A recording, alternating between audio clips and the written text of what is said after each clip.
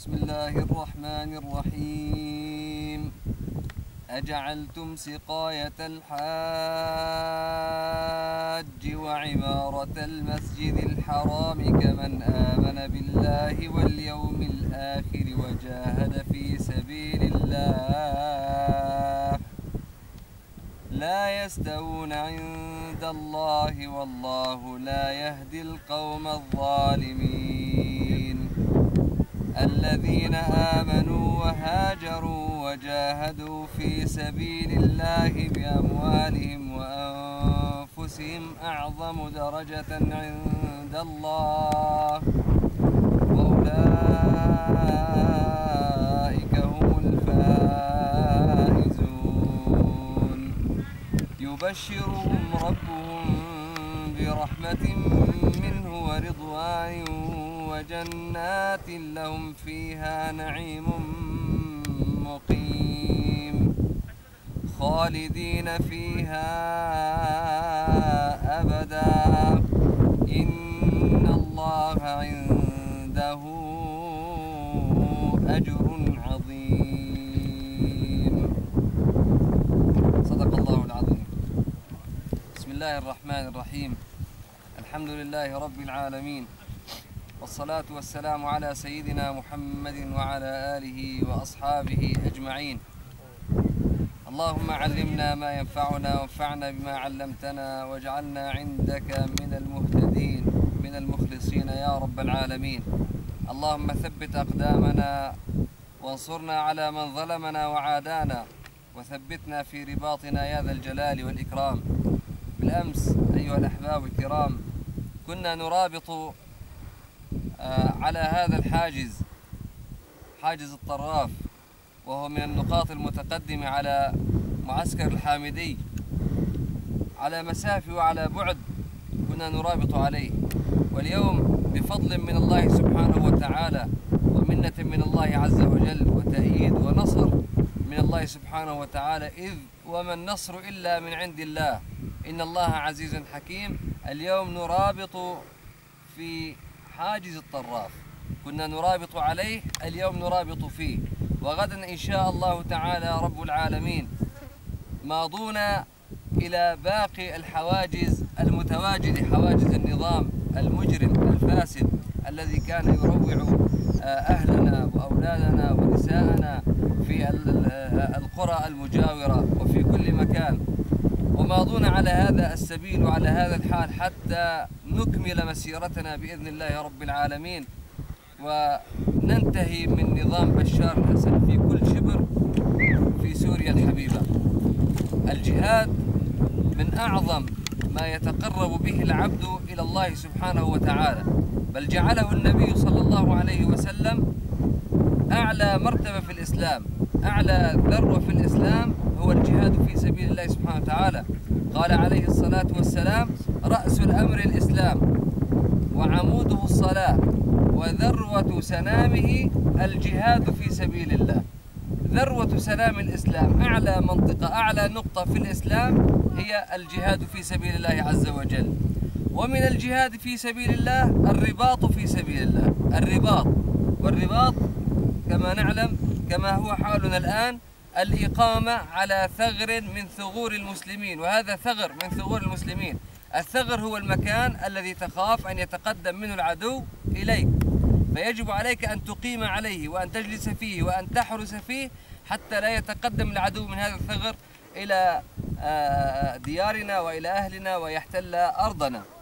فالرباط هو الإقامة على ثغور المسلمين لنحميها من تقدم العدو الغاشم المجرم. هذا هو الرباط في سبيل الله عز وجل. وجعل النبي صلى الله عليه وسلم أجر الرباط عظيما، ثواب الرباط كبيرا، حتى يكون حافزا ودافعا لنا على الثبات والصبر حتى يفتح الله سبحانه وتعالى علينا. قال عليه الصلاة والسلام: رباط يوم في سبيل الله، أي حراسة يوم في سبيل الله، خير من الدنيا وما عليها. وقال صلى الله عليه وسلم: رباط يوم وليلة في سبيل الله خير من صيام شهر وقيامه، من صيام شهر وقيامه، صيام النفل طبعا، وقيام الليل قيام النفل غير الفرائض هاي خير من صيام شهر وقيامه، لأنك ترابط وتصبر وتثبت وتعطش وتجوع وأنت صائم، وربما تبقى في نهارك صائم تتحمل الجوع والعطش تحت القذائف، تحت الرمي، تحت الرصاص، تحت هجوم العدو الكاسح، أنت ثابت في مكانك، فأعطاك الله عز وجل هذا الأجر العظيم والثواب الكبير. رباط يوم وليلة في سبيل الله خير من صيام شهر وقيامه. وإذا مات المرابط في سبيل الله أجري عليه عمله الذي كان يعمله، أي ثوابه يبقى ماشيا له ومسجلا له إلى قيام الساعة.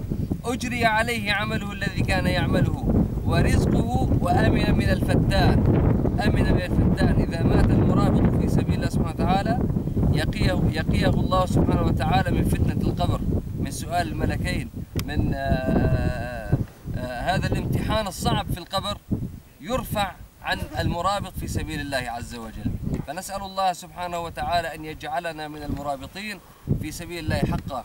أختم بقول لابن تيمية رحمه الله، يقول: قد أجمع أكثر من واحد من أهل العلم، من أهل الإجماع، على أن الرباط في سبيل الله على ثغر من ثغور المسلمين كالثغور الشامية والمصرية.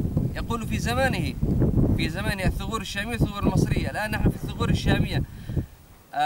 الرباط في الثغور الشامية أو المصرية أفضل من المجاورة في المساجد الثلاث. المجاورة في المساجد الثلاث في مكة المكرمة أو في المدينة المنورة أو في المسجد الأقصى. الرباط في سبيل الله في مواجهة العدو لتمنع العدو من التقدم أفضل من إقامتك وسكنك بجانب الحرم المكي وصلاتك فيه، أو الحرم النبوي، أو في المسجد الأقصى. قال: لأن المجاورة من جنس الحج، والرباط من جنس الجهاد. والله سبحانه وتعالى قال في الآيات التي ذكرتها في بداية كلامي وأختم بها إن شاء الله: أجعلتم سقاية الحاج وعمارة المسجد الحرام كمن آمن بالله واليوم الآخر وجاهد في سبيل الله لا يستوون عند الله. إذن المجاهد، المرابط، المقاتل، المرابط المقيم على الثغور أفضل من المجاور أو من أي عمل من جنس أعمال الحج. كمن آمن بالله واليوم الآخر وجاهد في سبيل لا يستوون عند الله والله لا يهدي القوم الظالمين.